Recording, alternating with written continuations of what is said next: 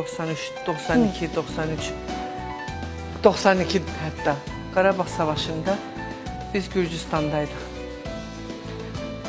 Həyətdə bizdə çox millətlər vardı. Erməni, Gürcü, Yunan, Rus, Ukrayna. Biz hamı ilə bərabər oynayırdıq. Həyətdə erməni uşağı ilə dalaşdıq. O uşaqla mən, haradasa o məndən bəlkə də 1-2 yaş balaca olardı. O mənə daş atdı, mən də ona daş atdım. Uşaqlıq da. Bunun atası gəldi.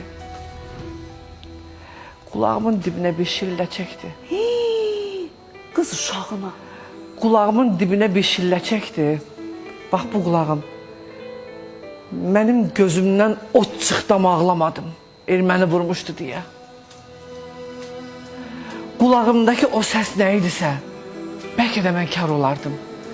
Mən gözlərim belə doldu. Kişinin gözünün içinə baxdım. Bir həftə sonra tabutuna baxdım o kişinin. Azərbaycana qusduğu nifrəti savaşa getdi. Bir həftə sonra gəldi, cənazəsi qapıya düşdü. Mən o erməninin cənazəsinə həmin o baxışla baxdım. O bir uşağın ahı idi. Biz başqa dövlətdəydik. Orada milliyyətçi olmazdı.